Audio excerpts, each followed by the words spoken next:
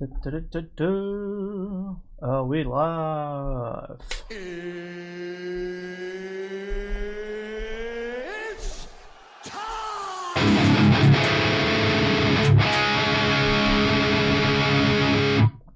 Let's get these levels going. Let's crank the speakers. Hey everyone, what's going on? Still setting up, but I thought I'd just hit live on the hour, whatever you want to call it, half on the hour.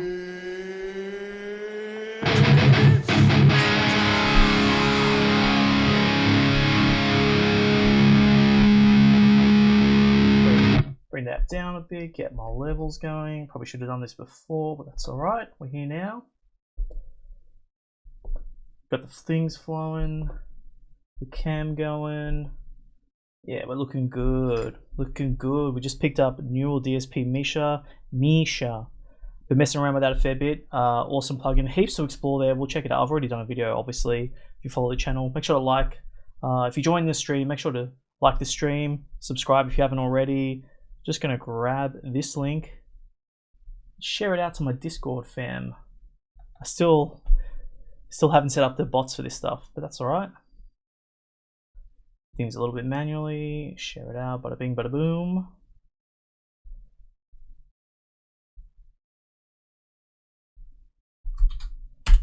And we are good to go. So I've got a couple videos lined up on the Fractal AM4. I'm going to show you some of the stuff I picked up for Black Friday, play some riffs, bunch of stuff going on, bunch of stuff. So here's the Neural DSP Misha plugin, which I've already done a video for. Let me get my somebody to get a foot switch to mute the strings, because I know how annoying it is when you watch things back and the strings aren't muted.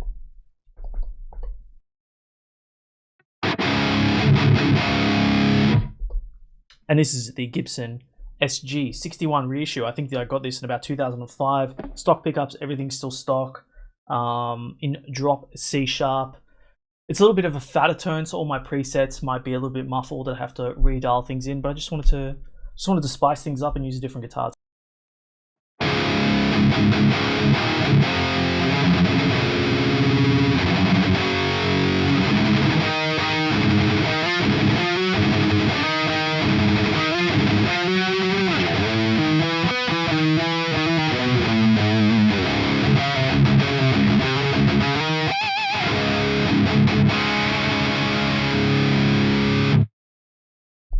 I was messing around with a bit of an unwritten law tone, saved a preset here. So got my unwritten law tone. Like I said, I might just crank the treble a little bit because I know it's going to be a little bit muffled in comparison. But if you know unwritten law, they've got a song that starts off like this, and I was able to get those effects.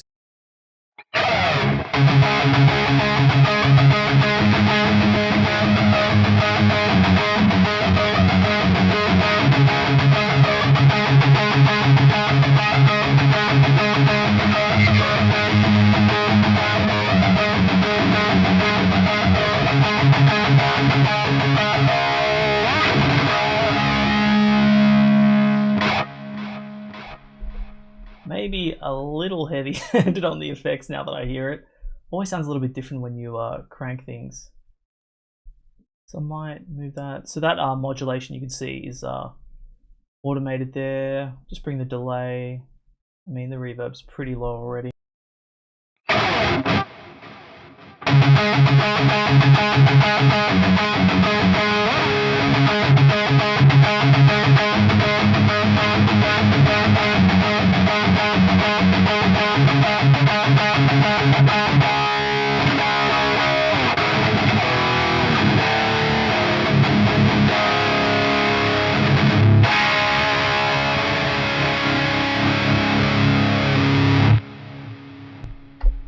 The tones out of this, like, they're not as like sharp and clean as like a modern metal tone. They have that sort of like fuzz element. I actually thought this chaos pedal was on, but it was off.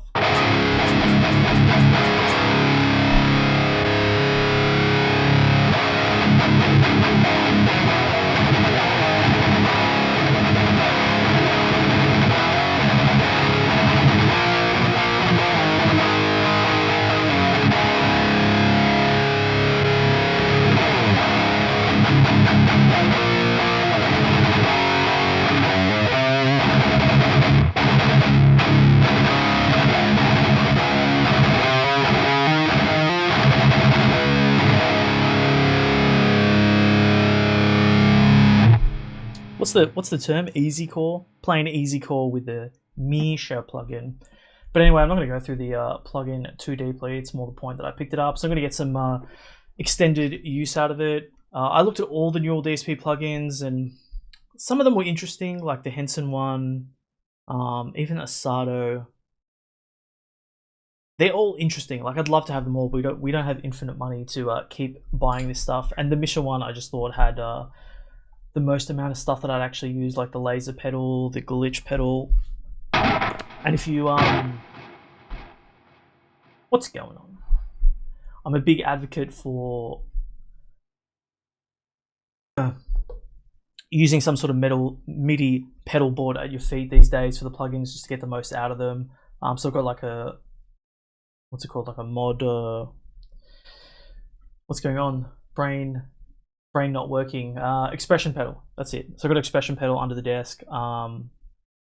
Really helps out with that stuff. I might look at getting a bigger board, because the more I start using this stuff, the more I realize that I want, I'm just going to turn these off, otherwise they're going to go AWOL. That's some MIDI stuff in Reaper. But yeah, the more I use the plugins, the more I realize, yeah, like you can see how many things going on here. Like you end up needing more buttons. It's funny, you always think like, oh, I just need a couple buttons, 2, 3 buttons. Then you start using it, and then you're like, oh, I kind of wish I had like 4, 5, 6 buttons.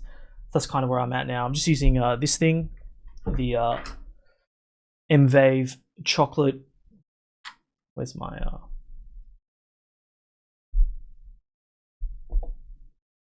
the M-Wave chocolate thing that I did the video on. I 3D printed a little topper. I'm messing around with the sizes there to get like some good toppers going. So yeah, that's really handy with an expression pedal. It actually does a lot, but yeah, I'm thinking that I need more stuff. Smashing Pumpkins. Yeah, I could see that. I could see that. More like fuzz-based tones. What's going on, SP Guitar?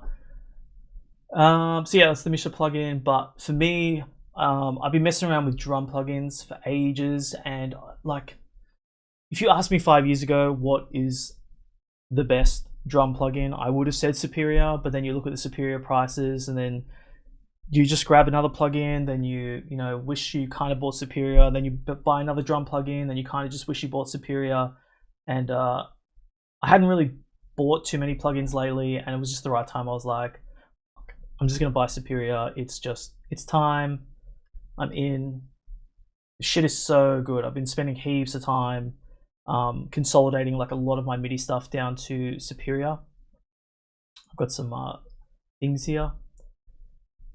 But on top of that, people also sell Superior presets. Let me just pull up his site.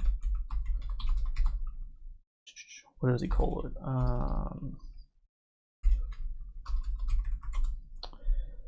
It's developed device. It's the Superior preset, but what kit? It's for the Prog EZX. This preset, man, it's 13 AUDs. It's probably like $7 or $8 US.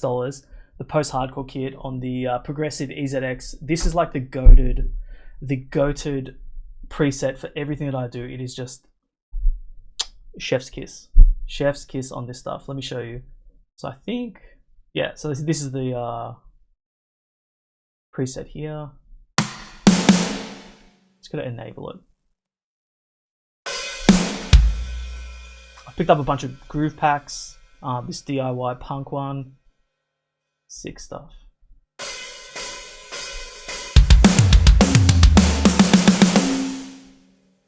Let me change the tempo. I'm sure it's a lot faster than this. Bro, that is so sick.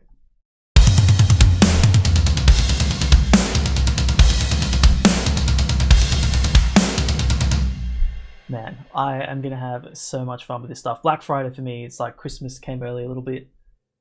Anything, pretty much anything now. Like, I love gear and everything, but anything to help me write more songs and sort of upskill in the songwriting side of things.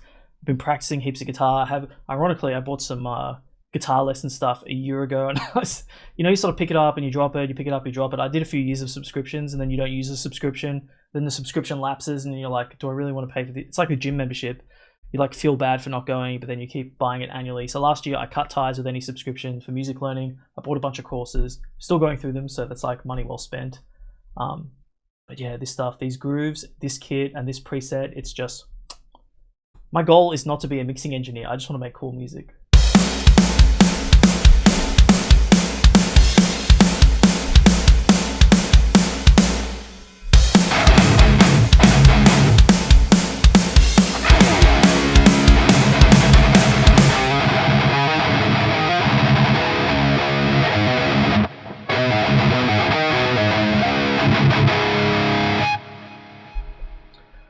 I'm not going to do a whole writing stream. I might do writing streams later, but I need to streamline that. I hate like futzing around and everything. Just get a little bit claustrophobic. But yeah, it's really, really cool. Yeah, like I said, I might do some songwriting stuff, but just this combo, Superior, Progressive EZX. I picked up the Pop Punk kit too. Here's a Pop Punk preset, which is really good.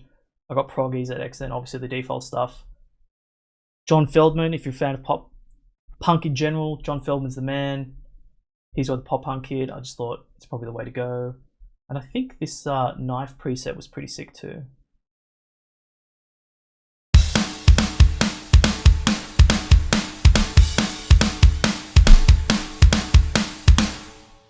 Obviously, like heaps wimpier than the other one, but it's pop punk, you know, it's soy boys. It's what we do.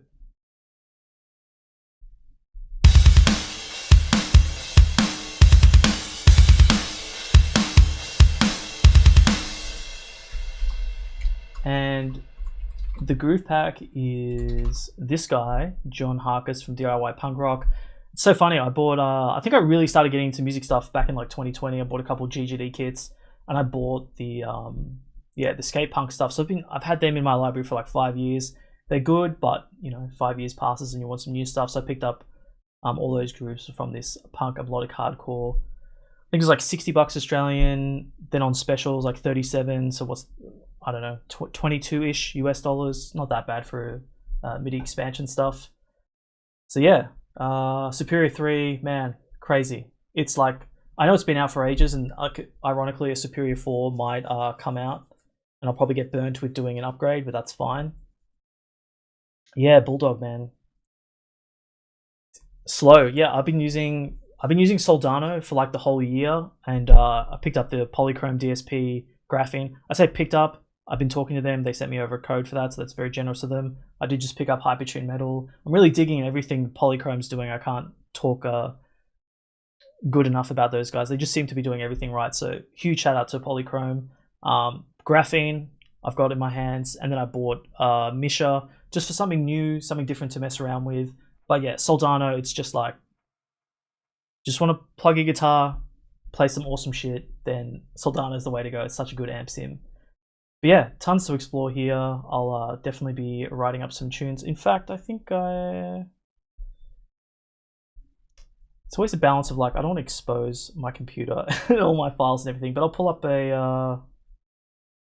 some riffs I wrote with the Superior kit.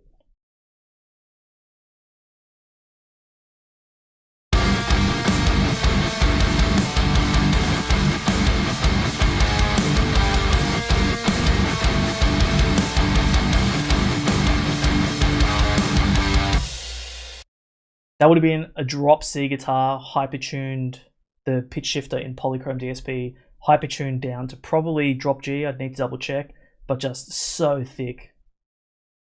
And that's on that Superior kit.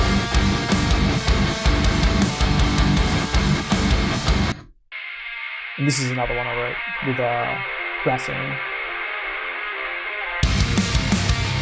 Also with that Superior kit.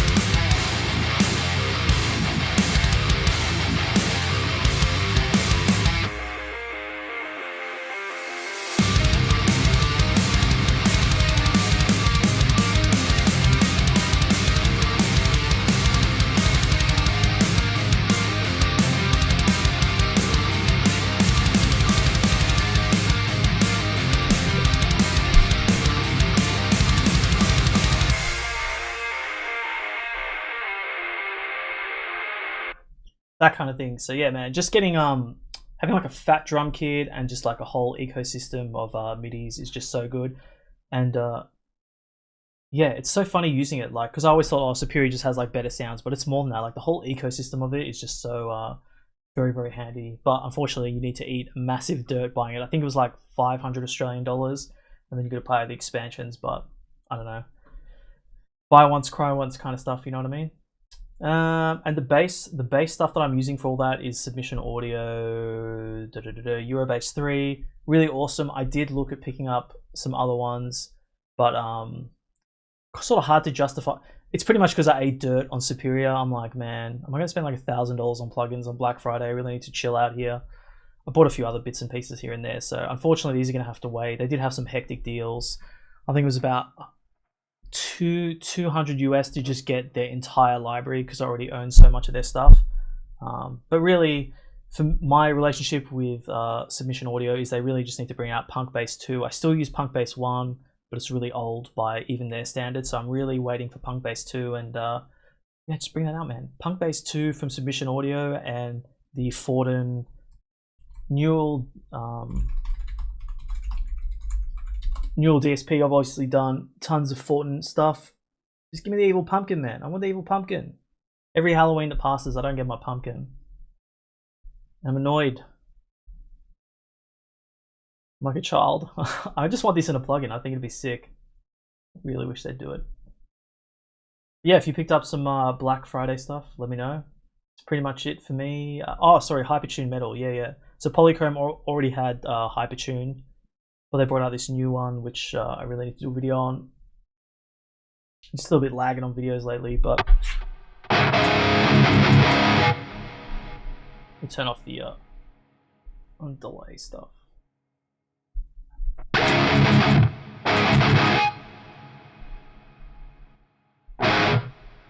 Hectic. But yeah, the transposing on this is sick. So this is drop C sharp. So what's that? Drop C, drop B.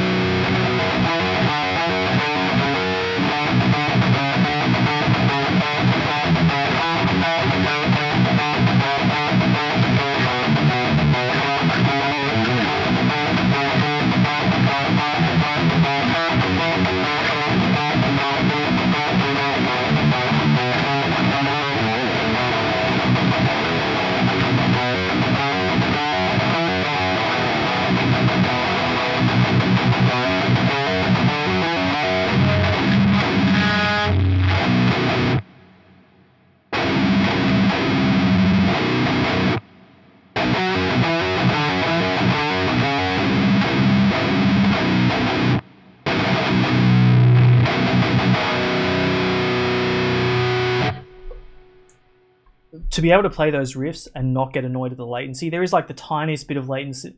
Not the technical term latency, lag, drag, whatever you want to call it. There's a tiniest little bit there, but the quality is so good. I've done some tests with this versus Neural, and this comes out on the quality front. But yeah, the difference with this one is they have the transpose stuff there. You can blend it, so if you do like 50% blend, get the octave sort of stuff.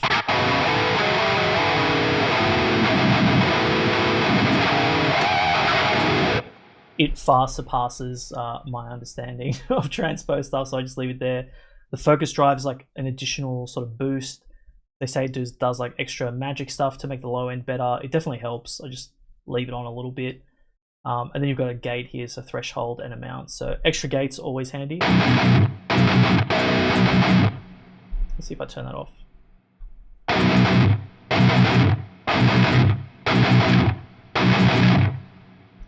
Neural DSP is catching it, but a little bit extra can't hurt.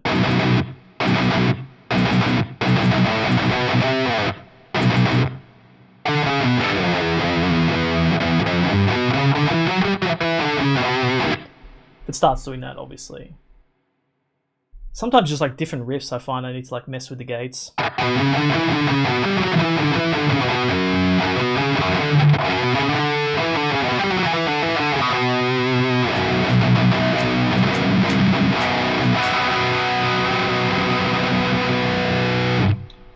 So yeah, that's pretty much in terms of plugins. It might not seem like much, but you know, it all helps. Superior is definitely going to be a game changer for me. It's going to be awesome. Let's check out some videos, like I seem to do every week. I do watch guitar videos during the week, but I've been loving leaving them till now because it's just a good chance to watch some stuff. I saw Ola just dropped his Fractal AM4 video, so I'm very excited about that.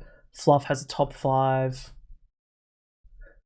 Let's check out Ola playing with the Fractal AM4. I'm also going to drop this. Man, I really need to do some videos. But yeah, I'm going to drop a video just giving my opinion on all the like modeling news, because there's heaps of modeling news. There's a big Tonemaster Pro update coming. Obviously, all the Helix Stadium stuff. Fractal have the AM4. Kemper, we're still waiting on the V2 profiling stuff from them.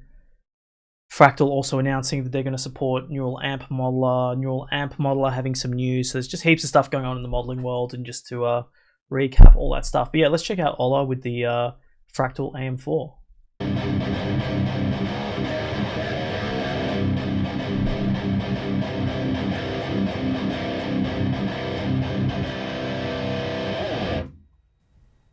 I can live with that. What's up, everyone? Welcome to Ola Testing Shit. I just got a hold of the new AM4. Oh, look at this. Oh. I was in Boston just a couple of days ago, and Fractal were kind enough to give me one of their new AM4, a small modeling pedal effects. Small. Very small. It's basically the same format as the VP4 that I tried like a year or so ago. However, now this AM4 includes the amp and cabinet modeling that we all love from Fractal Audio. There's so many good videos out there already. I would totally recommend watching Leon Todd's video on the AM4. If you really want more of a deep dive on the AM4, I would definitely recommend checking out some other videos. Today, I'm just gonna focus on the metal tones, and I'm going into it like I would design a live tone for myself with the Haunted, for instance, just as I'm using the quad cortex for, you know, where I have a direct signal that can go to front of house, direct signal only.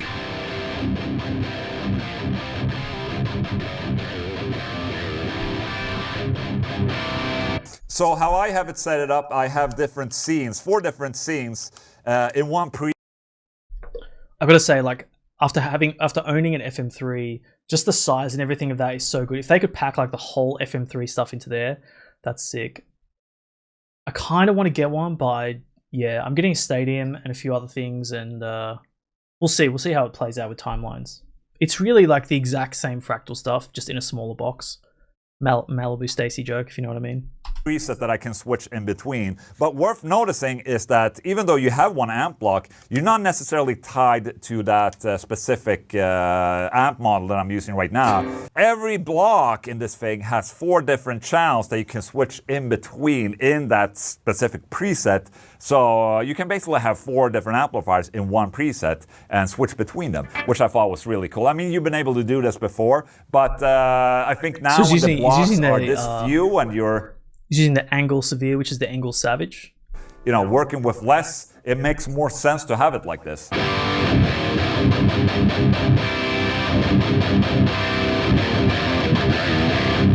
Also new for this is that they brought in the cabinet block into the amp block.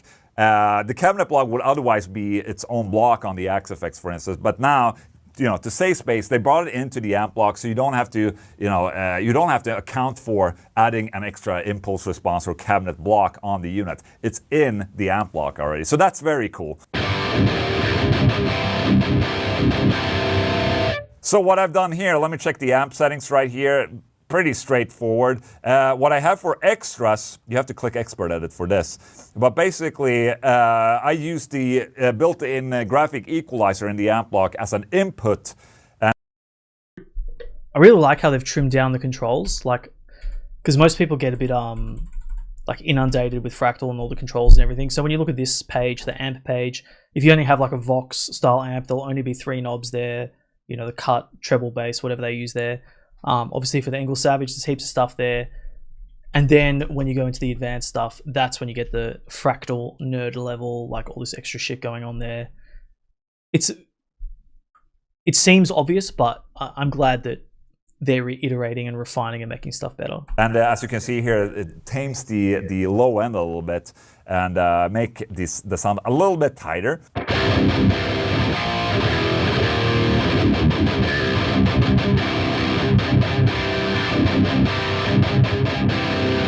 And going to scene 2 basically engages the overdrive that's in the first block of this preset.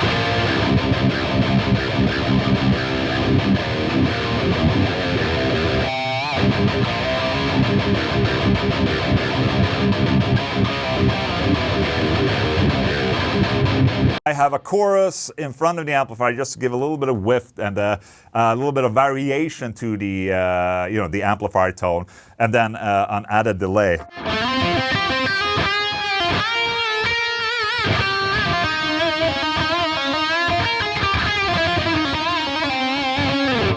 And then the fourth, we basically have a clean. That's just crazy. It sounds so good. Tone going. Clean, right there. Is the amp even engaged there? Looks disengaged. So that's cool, and I think this sounds very, very good.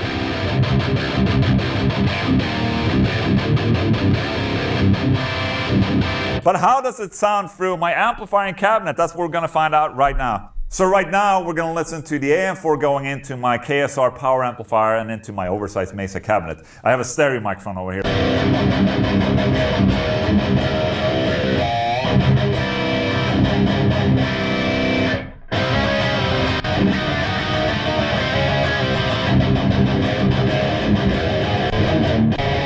Play.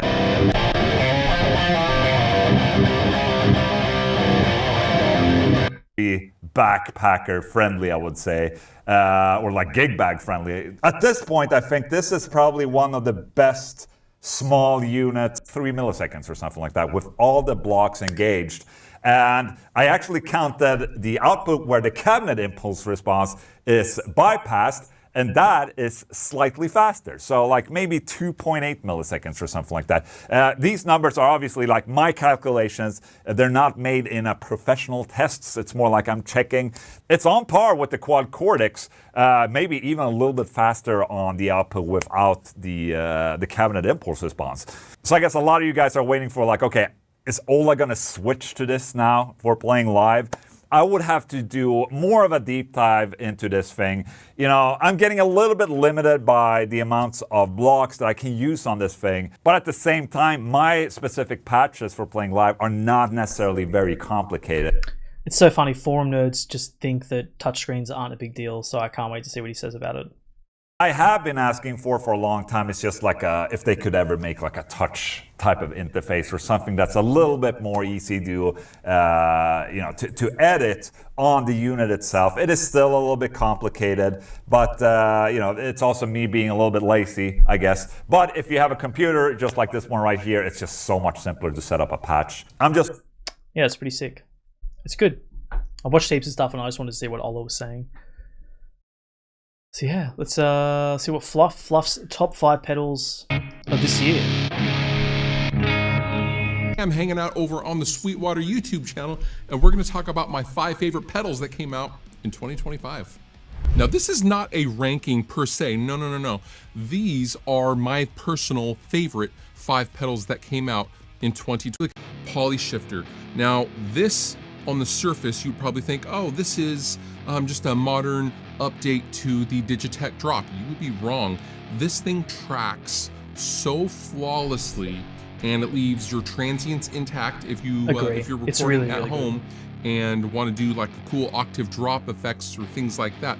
However, this also prevents you from having to grab another guitar, or if you are a one guitar setup, you don't have to switch guitars or figure out what to do if the next song coming up is in E standard and you're in E flat. You can just pitch up or down and use the poly shifter. It's your best friend.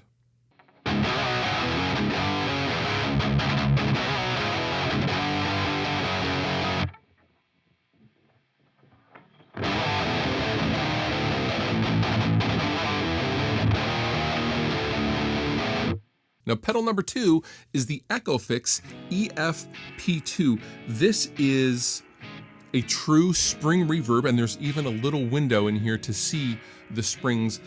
This spring reverb pedal is so lush and yet can be dirty thanks to its spring drive control. However, bass and treble controls are always a welcome addition. This thing sounds really, really incredible. These guys are and Australian. There's just a subtle saturation to it that I really love, and it really reminds me of plugging into like a 60s Fender or something like that. But really, it's just a great, great spring reverb. I love this pedal. Yeah, based in Australia. Sick.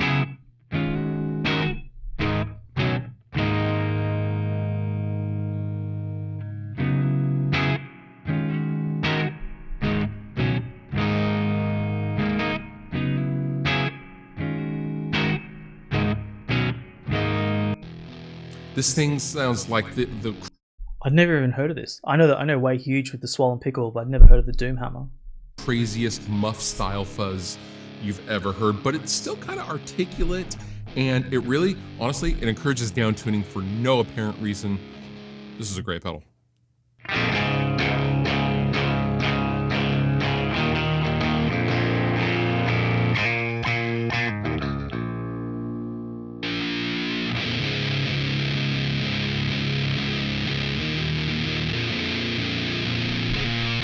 It's not my sound. It's massively Pedal not my number sound. 4 is the Marshall JVM distortion pedal and I was noise interested in gate. these. This pedal captures the essence of a Marshall JVM, in my opinion.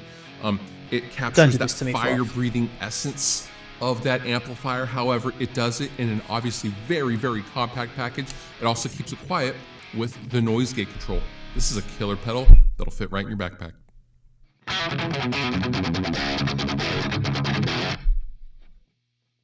They do look sick.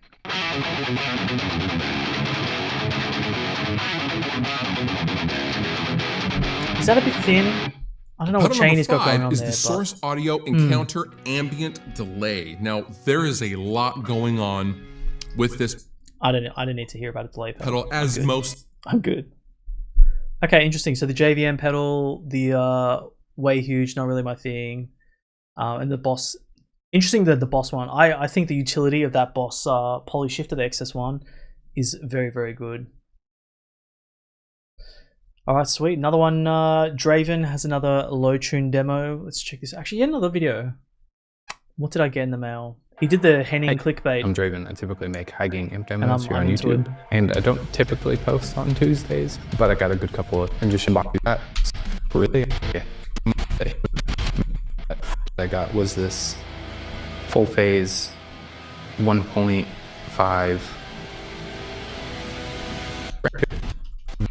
I thought I got a guitar. Full mod. Supposedly, it's pretty similar to the one that I demoed quite a while ago, but this one's more so this crazy looking thing. That This is feels weird. really nice. This is a Moon Guitars Zenith, right? Yeah. So this is a. Never heard of Moon. So this is a Moon Guitars Zenith. It is That is a mean. rusted limba body, one-gay neck, and fretboard. It has a DiMarzio Super Distortion tuners and a hip shot bridge. I do like that cutout. That's sick. Not that I ever play like above the 12th fret that often, but it is it's very cool. Interesting design. Very like Misfits cover band, With black a metal stuff. volume and tone. You like kit here. Is he gonna play? So down here we've got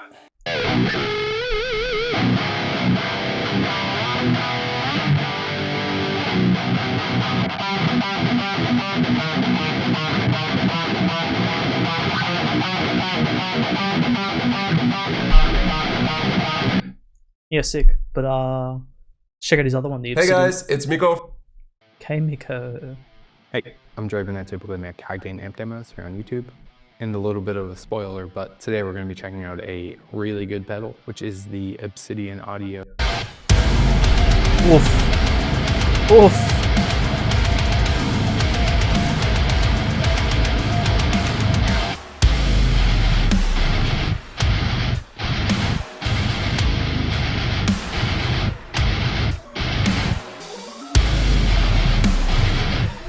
He just nukes that mix. It's sick.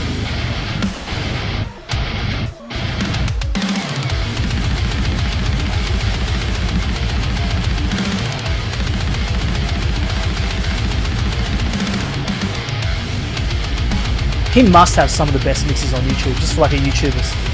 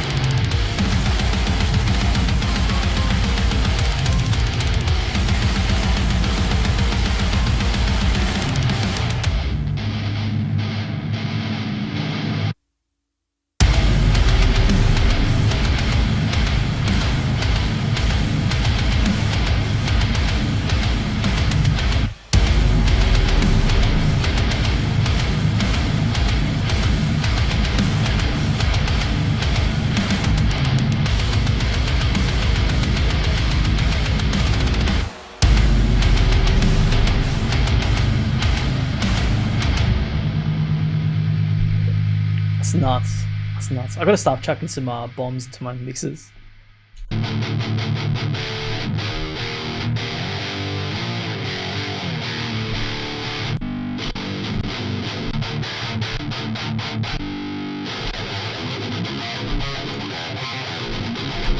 It's so funny when you first start getting into guitar gear. Like I think back like 10 years ago when I knew nothing about like mixes. And you'd hear a mix like that and you think it's the fattest thing ever. And you're like, I just want these like heavy guitars, these fully thick, lush, fat guitars. And you realize like so much of that is in the production and the bass and the kick drum and everything. And then you end up with a guitar tone like this and you're like, that doesn't make sense. Why is the guitar so like scratchy, but just what it needs? It's such a weird disconnect to go from like a hectic mix like that to a bit of a weak in solo sound. I know it's how it is now, but it's just funny.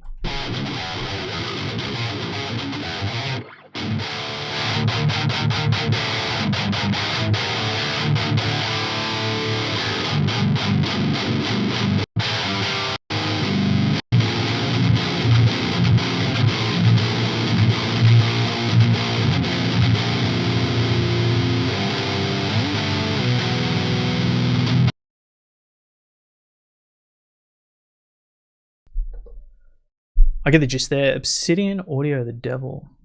I've never even heard of these guys. There's so many of these brands. I just don't know if they don't hit Australia or if I'm like if someone like me's out of the loop with this stuff.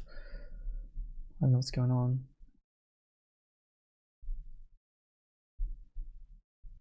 It's pretty good. It reminds me of the Lichtleern stuff. Or Pepper's Pedals evens. Wow, sick. Yeah, let's go opposite end of the spectrum. I saw this video on Facebook. Just the stuff Leon's doing is crazy. Like what he's just tapped into outside of the YouTube realm. Nuts.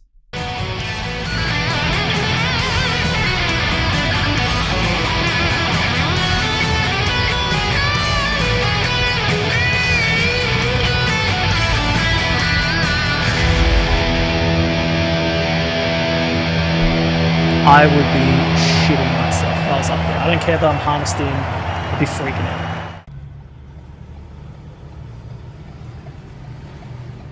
Mate, not a bad view.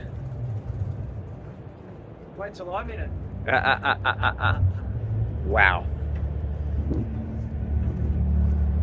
Oh yeah, there's some people in here.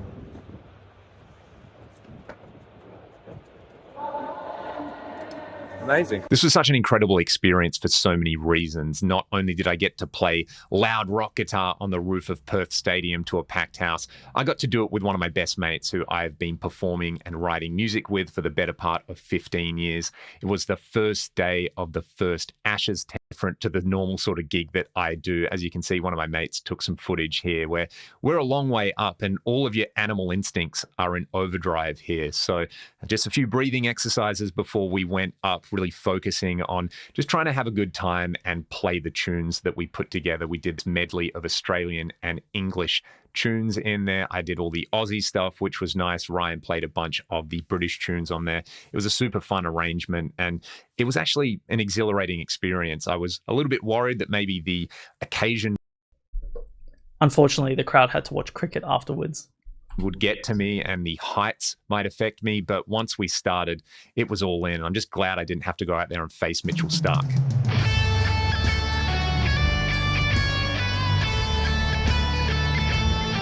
Waltzing Matilda.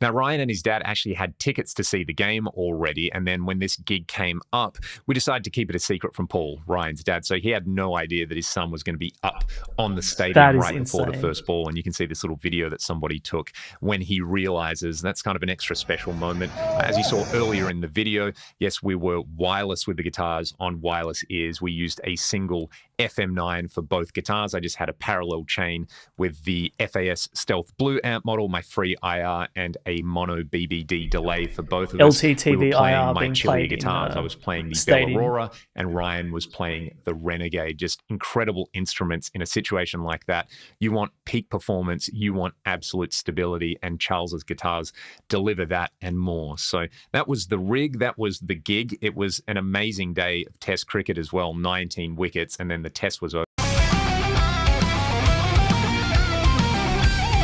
That shit was nuts. That's crazy. There's a new update out. Oh yeah, the Quad Cortex V2 stuff. I did want to hear the Miko, the cab challenge. I haven't seen this. Letter and amped volcano. And just to remind everyone, it's November right now. And every cabinet tracks couple. I'm doing this. Today I'll be using my duet.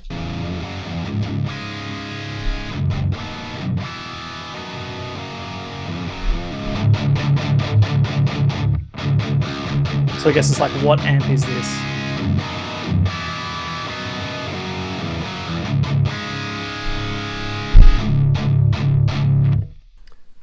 I think that's a recto going through a creamback.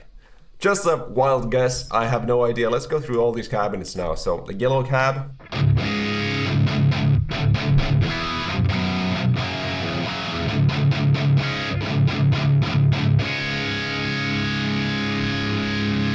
Man, that's good. I'll just say that's likely the V30. I'm not gonna lie, I thought the format of this would just be more just playing examples. I'm not gonna sit I'm not gonna be able to memorize like 10 minutes of music to like guess what everything is. Maybe just a quick recap. Yeah, let's do that. Go through these amplifiers again.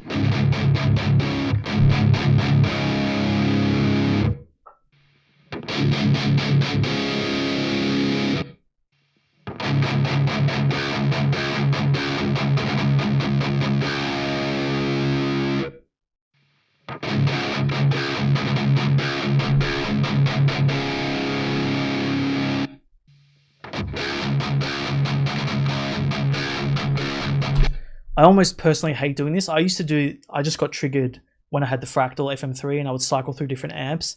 I hate doing that. Exactly what he's just done. I hate doing it because all the sounds sort of homogenize in your brain and you could be switching from like an orange to a recto to an EVH, anything like that.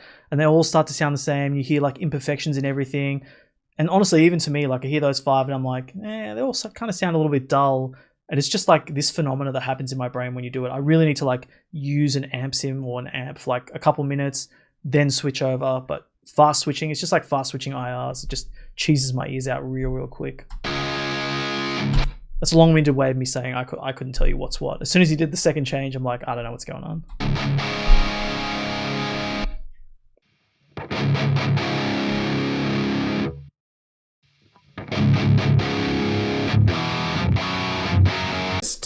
This is the best sound that we can get. This is it. This is my sound for high gain. And that's it. I am convinced. This is the best sound that 4x12 results. Red amplifier, yes. And flagship. I knew it. What's that, the Friedman? How about the pink one? Pink cabinet, It's like the yes. Friedman BE. The mega oversize. Friedman into a Mesa. I know this stuff. I know this stuff. Cool.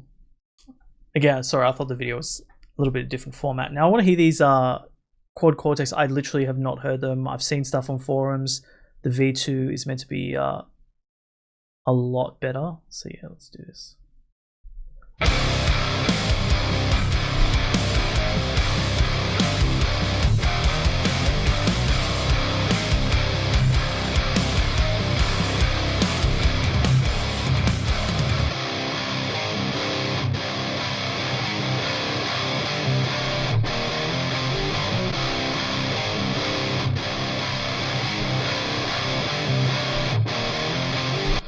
I'm hearing the tiniest bit of differences, but man, the real amp sound is so sick, and that capture is also like, captures now are just at the point where you can like check graphs and check charts and all that stuff, and you can maybe hear some stuff in the body and low end, but the general gist of the sound is just so spot on.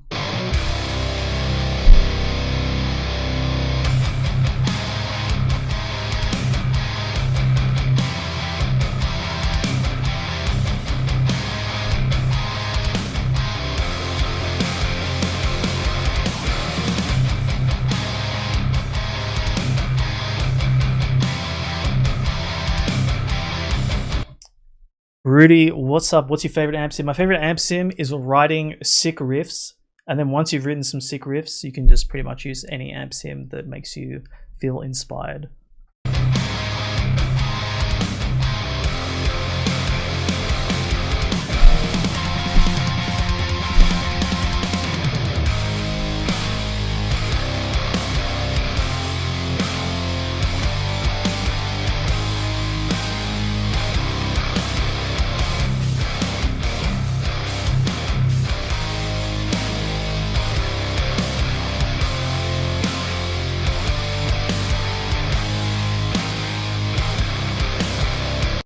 And yeah, over here I have one of the presets of my capture pack loaded up. This is one of my favorite sounds of my dual rectifier. Again, the red channel on the modern mode for a nice modern, you know, 2000s, late 90s sort of nu metal rock tone.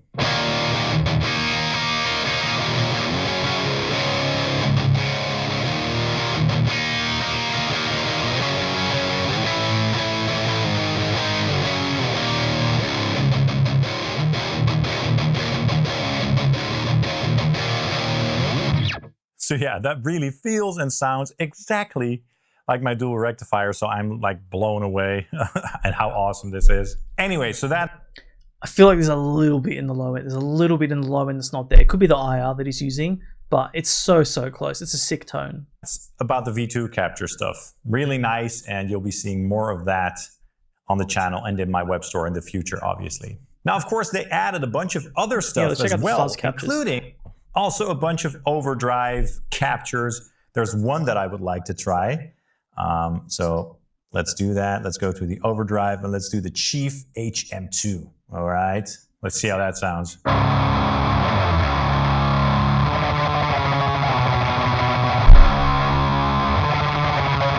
Man, I just don't get it. I don't get it. I don't get the HM2 stuff. It just fucks the tone. It's just so bad. I don't know what it is.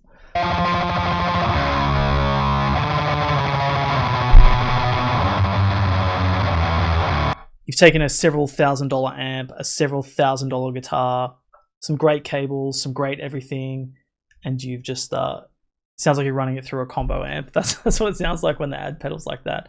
I think they work better in the loop.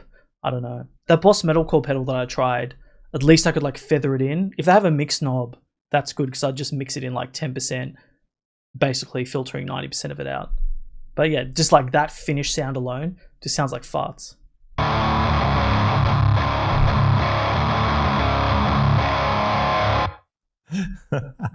That is a lot of fun. So that really sounds like an HM2, right? And it can now capture devices. Yeah, like yeah. I saw that, the which is pretty nuts. I saw the own hammer.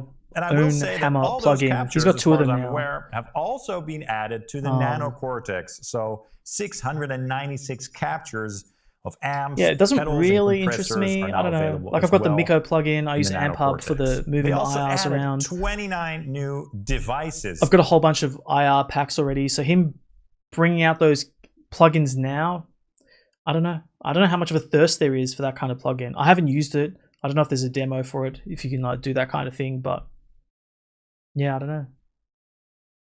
It's weird because he sort of dropped off. He was like the own hammer IRs were like the stuff, and I've got some packs and friends have some packs, but I never really hear about people talking about the plugins. Maybe it's just not in my circle of people that I talk to. Maybe there's like other people really respect them or something. He makes good stuff. I just never really hear anything going on about the plugins. It's like cabinets and effects. So let's try one of the new cabs just to see how that sounds. Let's go and choose another capture. This time, let's go with a DI capture. And let's go for the orange channel with the vintage mode. Of course, without a cabinet, it's going to sound fuzzy. So I'm going to get the IR block out of the way, and then we're going to load a cab. Now let's see. I think they added a Fryette cabinet.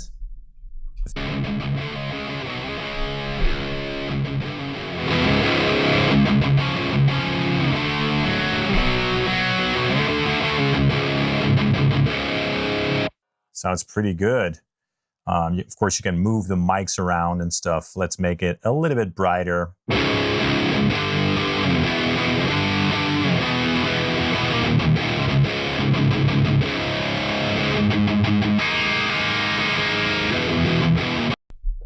Yeah, sick. I just wanted to see the capture against the real stuff, and it sounded really, really close. I know the neural captures were like pretty good before. There was still room for improvement, but pretty much everybody who uses the captures is saying the V2 stuff's like heaps better now. Kind of like the Tone X V2 update. Hey everyone, it's Josh here. This other one came out, the JHS Kilt pedal special edition mod. I don't even know the original. I'm gonna guess it's some fuzzy thing, 'cause they always love making fuzzy sort of pedals. Consistently brilliant.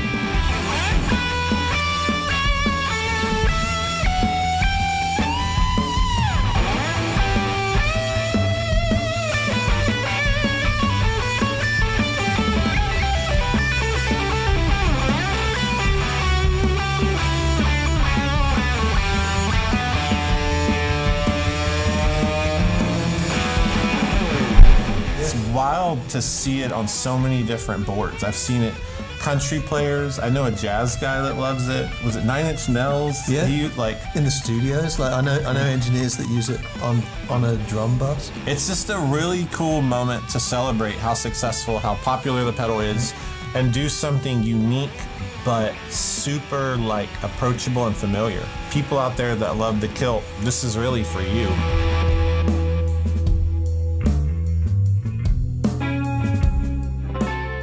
With the 10-year anniversary, we can now go completely the opposite end of the scale and clean it up really nice, but still be loud and warm. Yeah, it was a sliding scale when modifying it. We found like a perfectly sweet spot on this. We just lost the unusable, ridiculous side of the fuzz, but we gained the low gain stuff even more than the V2. Jack with a red ring, you plug in just a patch cable, a mono patch cable. And then we sell this little red box. You can use any latching foot switch. It doesn't have to be JHS. And because you have staging in the pedal, you have G1 and G2 toggles. Gain 1 or gain 2, which is conveniently Stu G. It's like your last name is Gain. I love what you just Stu Gain. G2, when you touch this, the light goes red and 2 is internally flipped up. So what that lets you do is you have all these combinations in which you can alter and make different drive sounds. You can go G1 up, G1 down, G2 up while G1 is up. I'm bad at math, but why didn't they just incorporate that into the 1 foot switch instead of making you plug something else in? I'm sure there's some reason, but It's like a lot of combinations you could get out of this, especially when you start rotating the gain control. So the way that I like it and how Stu uses it as well is G1 on, and you can hit that foot switch and you go from a drive pedal to a raging gated fuzz. And that's really cool.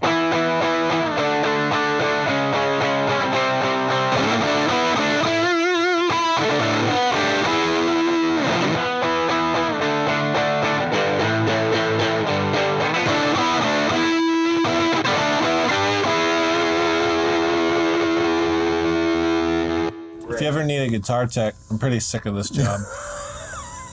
Thank you. That's awesome. How are you with EBOs and slides? I have it the other way around.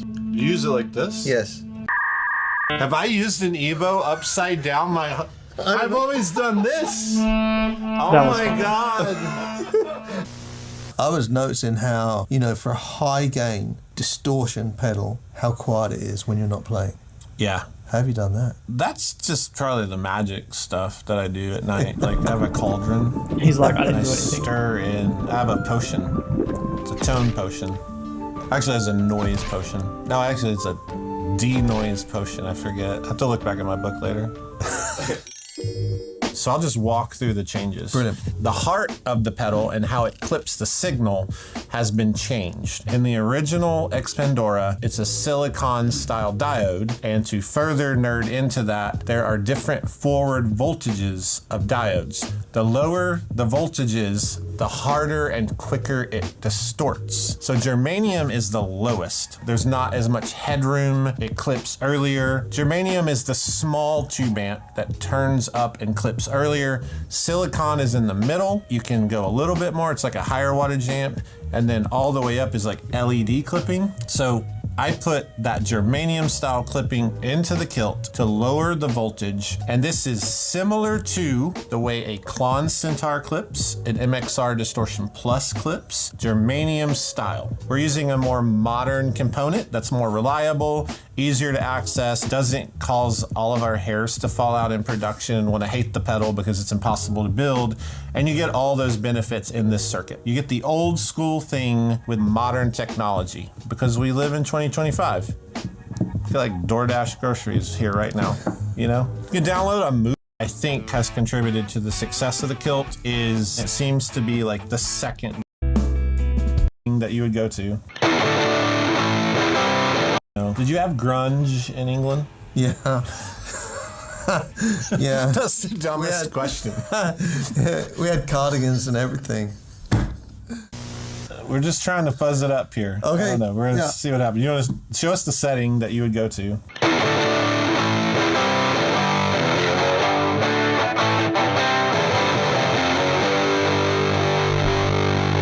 It does kind of remind me of Blur, Song 2, that kind of thing.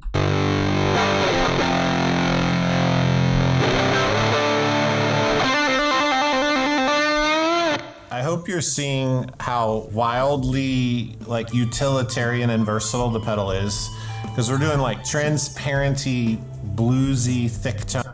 I mean, this is really not in my wheelhouse stuff, but it's cool to know. I like to just keep my ear to the ground with this stuff. Oh yeah, I had this lined up.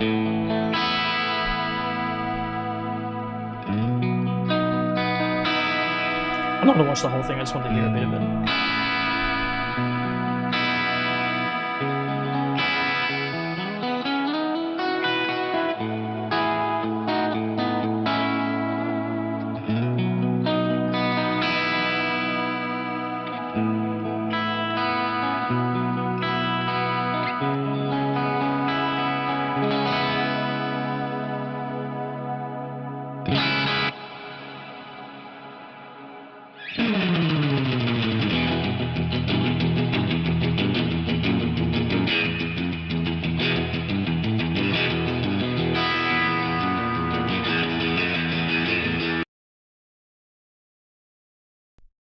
Oops, the mirror profile stuff's pretty good. I like it too. You can see when I load up Cabinetron, I've got some of his 57 on a Cali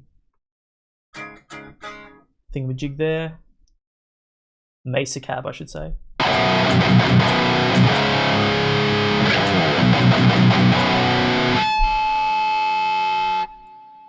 Got Hypertune engaged.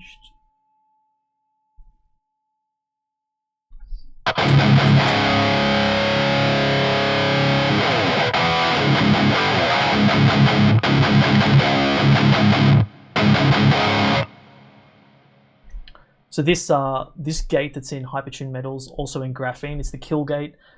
That's another reason why I really like this Hypertune metal, because if I want a go to boost, I've got it there. If I want to go to extra gate, I've got it there. If I want to transpose, I've got it there. That kind of thing. So very utilitarian, handy thing. So I've disconnected the cab, the Misha cab, and we're running into the mirror profiles, IRs.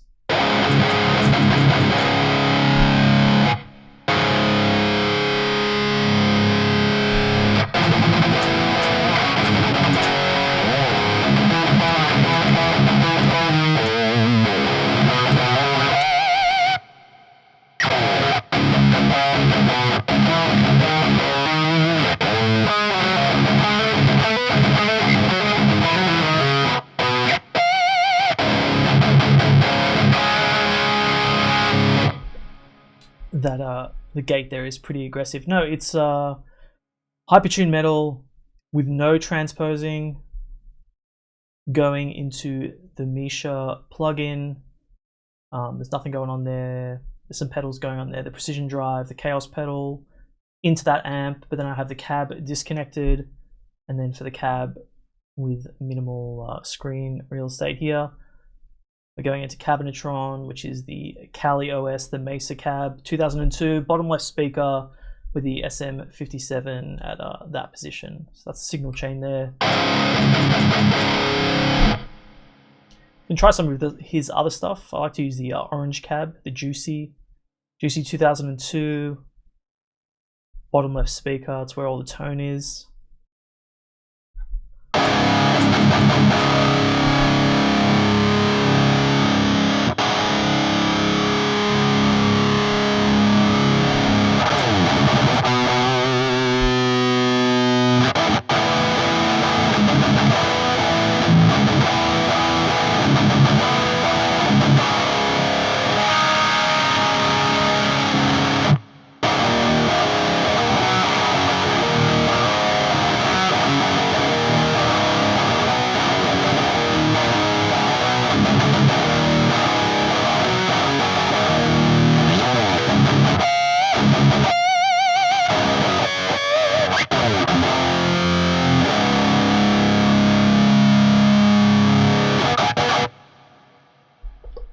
Playing some new stuff during the week, I can't remember. But yeah, we'll take this, so this is drop C, sharp guitar, drop C, drop, I have to use a bit of brain power here, drop A sharp, so we should be doing some Ghost Inside stuff.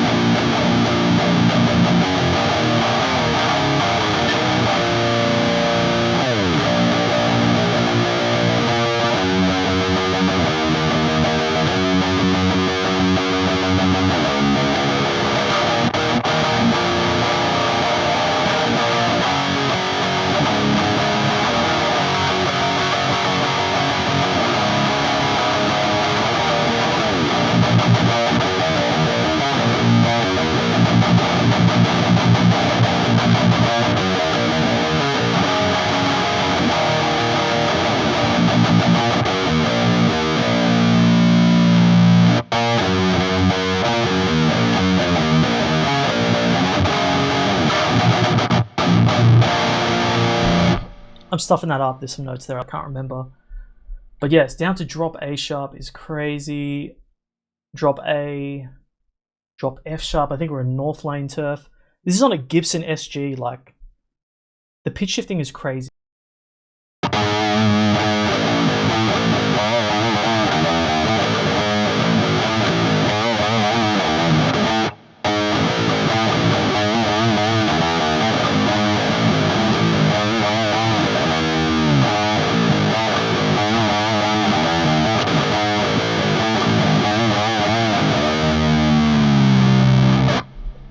you crank the focus drive a bit, need a bit more girth, drop the gate down a bit.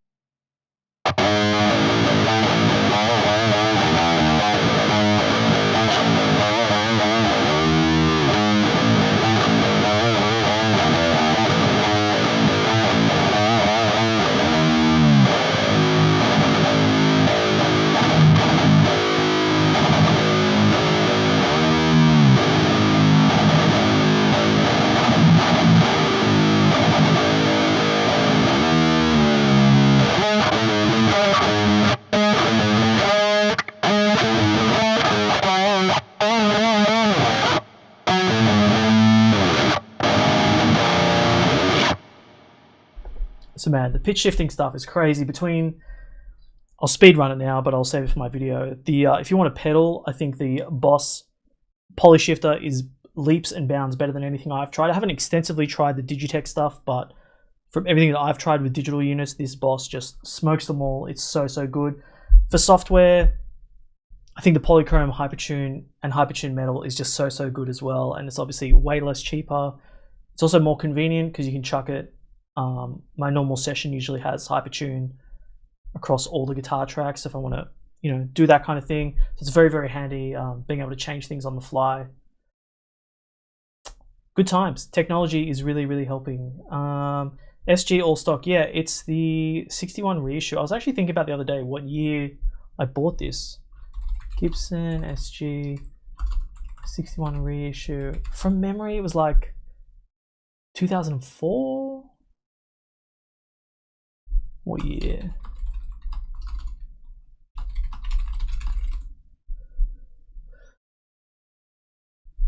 '92. I thought they were later than that.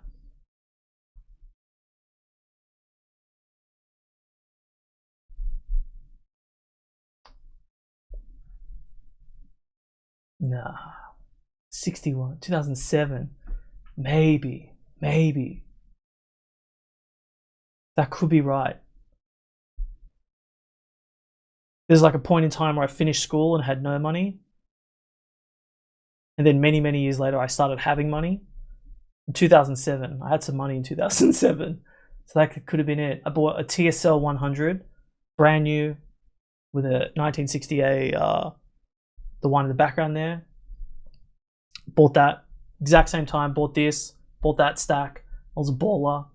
Couldn't play for shit, but I had all this cool gear. Yeah, it could have been 2007. So yeah, it's completely stock. I didn't change the pickups. I've changed the pickups on a lot of guitars, not this one. I did think about putting an Evertune in this, but there's something that's like, getting an Evertune is a very destructive process in general, and getting an Evertune on an SG is even more of a destructive process. So I think I'm just going to leave this one stock.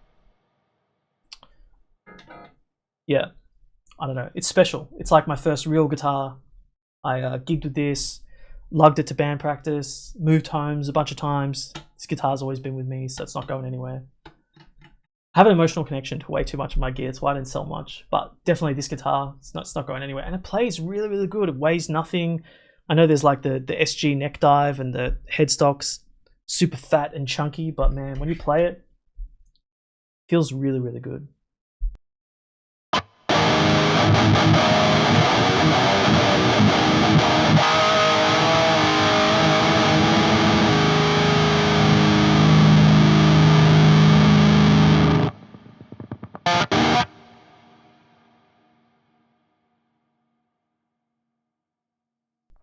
Go back to normal drop C sharp stuff.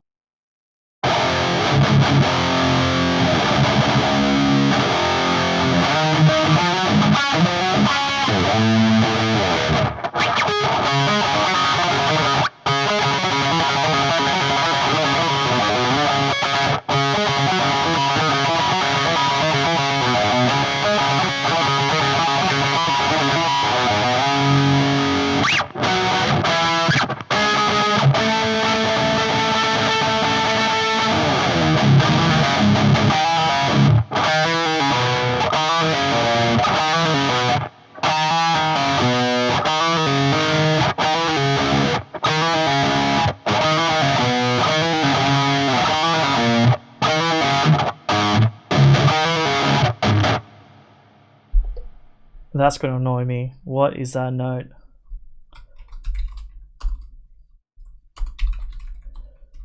Rise, deadbolt.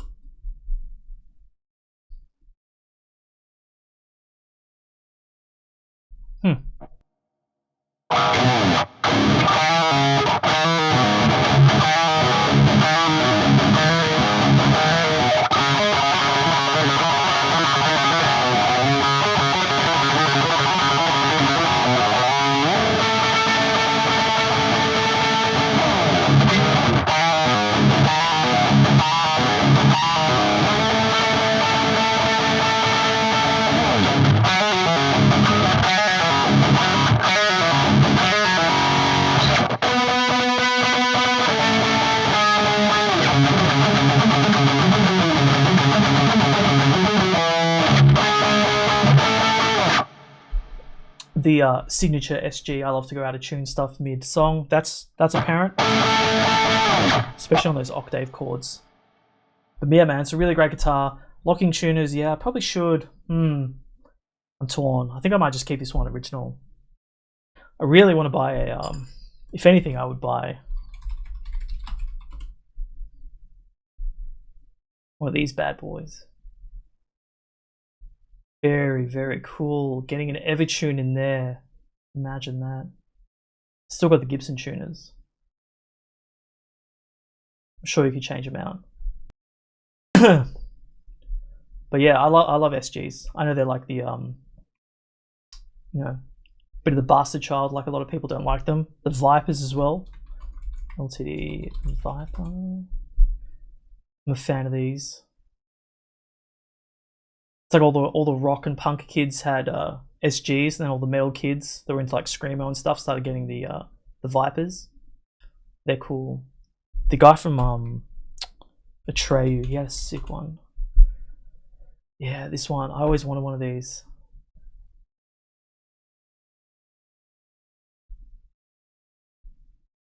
Gold. Is that it? Yeah, it's a weird photo, but that's it. Travis McGill. That was always rad. Never ending list of stuff that you want. I don't really want. I say I want it, but it's like it would be cool and fun to play. But yeah, they're cool looking guitars.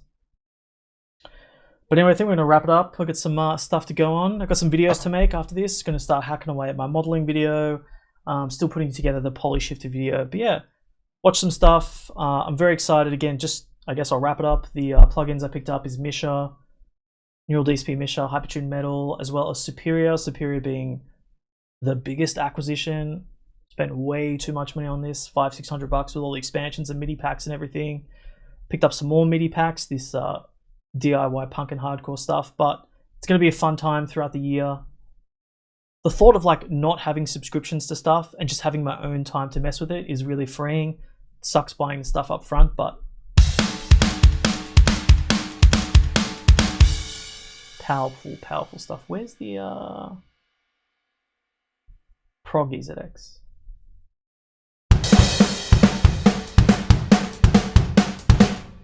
Where's the... My preset has been dropped. Yeah, my post-hardcore preset from Develop Device. I'll leave a link to all this stuff in the video description if you're interested. Man, he makes the best presets. And they're not that expensive. I think it was like 13 Australian, which is like 8 American. Straight grooves would have got.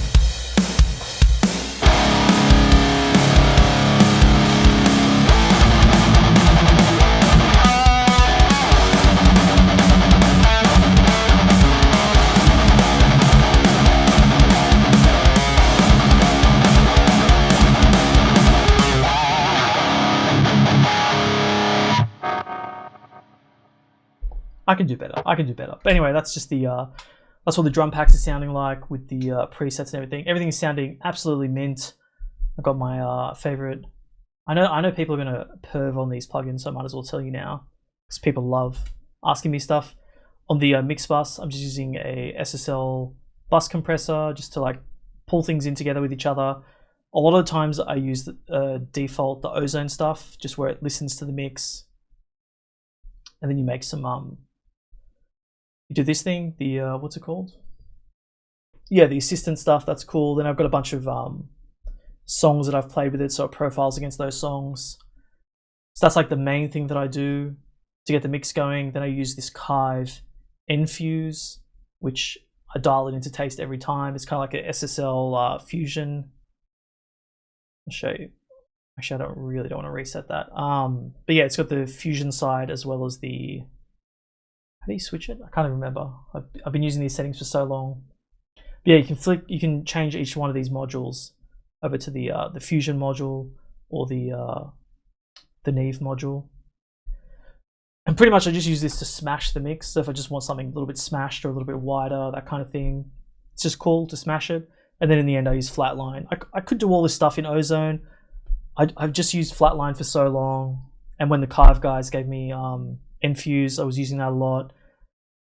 But I know it's like not the best way to do a mix. So then I use Ozone to do like a lot of the heavy lifting. And then I just like running that bus compressor into Ozone. There's no rules with this stuff. That's just typically how I run things. But yeah, gonna have a lot of fun putting all these mixes together, making some cool tunes. That's what all this stuff's about. The gear's cool, but making tunes is cooler. What pickups are in the SG? Man, you sound suspiciously like another guy that asks me endless questions, and he got booted from my Discord server. So I don't know if you're him, but we'll indulge you one last time. Gibson SG 61 reissue. 2007 pickups. I'm not interested in your AI mode. Oh my god, go away. I don't know. Google it yourself. I'm pretty sure. Let's have a look. SG reissue pickup 2007. I'd imagine there's stock. If this AI is right, it's these Burst Parker Pros. I don't know. They just do the job. Humbucking pickups are sick.